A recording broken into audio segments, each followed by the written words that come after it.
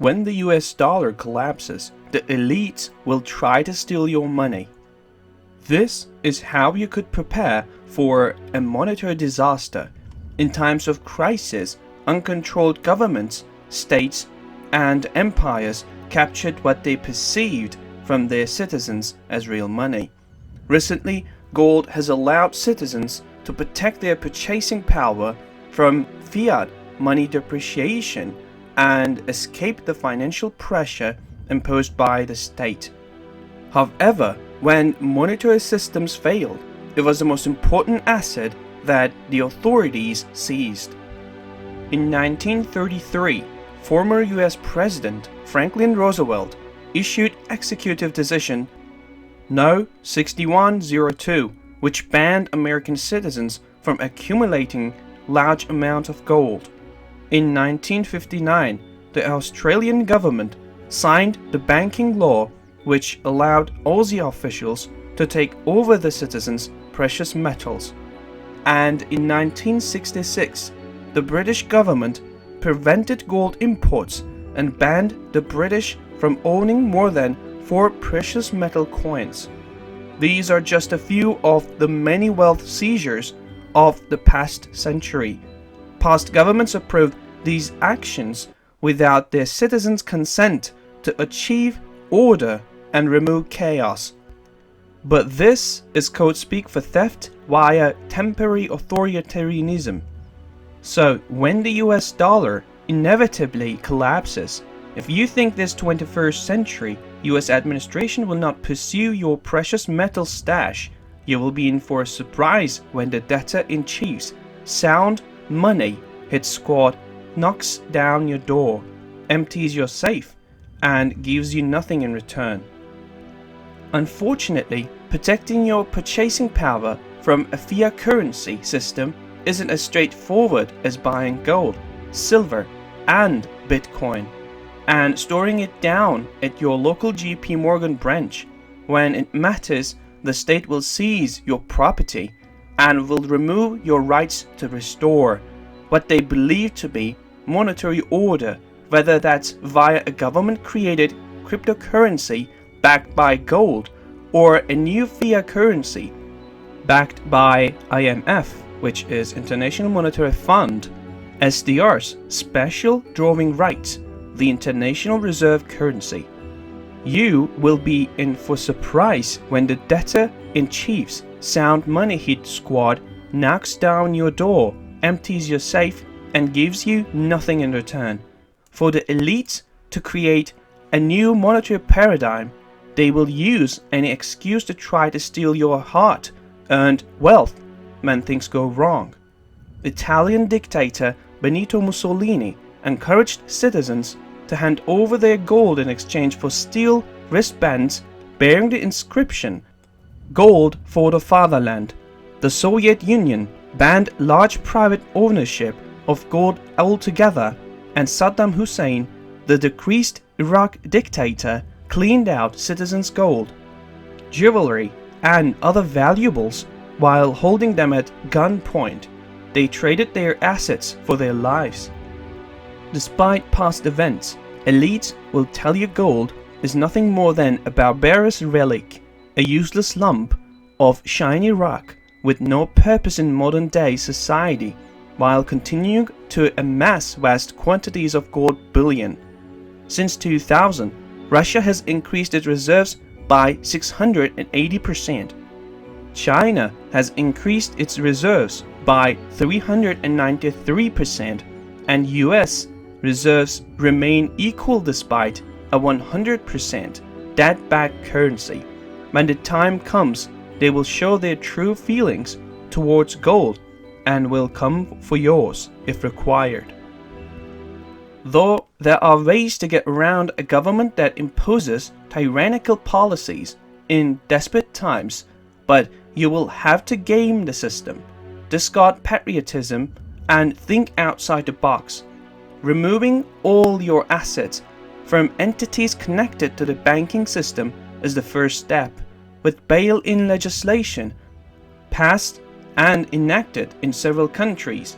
The G20 Bank Bail-in Solution was signed into supranational law in late 2014.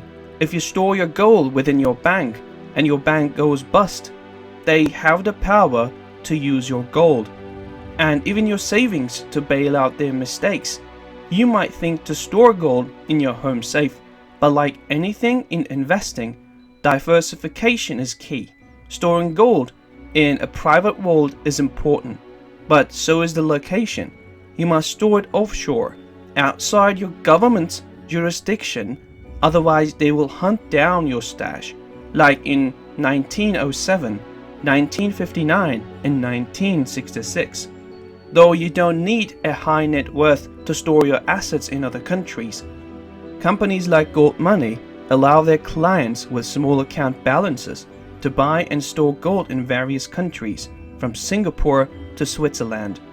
Countries with governments that have never seized precious metals. Though if you're desperate to keep some gold at home, stick to jewelry. You don't need to hide your gold bracelets, earrings, and other wearables because the US government does not recognize them as financial assets. As precious metals analyst Jeff Clark says, history has shown in the developed countries, gold confiscations have targeted monetary metals like coins and bars. Jewelry was spared. Only in oppressive nations ruled by dictators was it a target. In other words, residents of developed nations that own gold jewelry have an asset that remains less appealing to grab. But the most underrated and most overlooked asset of all time is fine wine. Over the past decade, the Burgundy 150 Index, the broadest price of measure of fine wine, has outperformed the S&P 500 Index by roughly 300%, with an annual 12.7% growth rate. Prices vary based on rarity, exclusivity, and desirability. A bottle of Domaine Romani Conti will set you back roughly $50,000, while a bottle of Fontaine Gannard will cost you around $1,000. Though the fine wine market is difficult to enter with limited learning, resources online, and a degree of pretentiousness, going down this rabbit hole has reaped big rewards so far. Then there are the protected asset classes, stocks, bonds, and real estate. As we have a financialized economy, not a real economy, higher prices in speculative assets maintain the stability of a broken system. So the last step the government will take is to confiscate assets that paint over American fake economy. They want you to keep buying these, and in bulk. But creating a diversified portfolio of physical assets which remain outside a protected class and have proven the test of time will help you financially and will give you future peace of mind. You are spoiled for choice with old-timers like precious metals and new kids on the block like Bitcoin. The hard part, of course, is trying to predict which assets will not only hold their value but appreciate over time.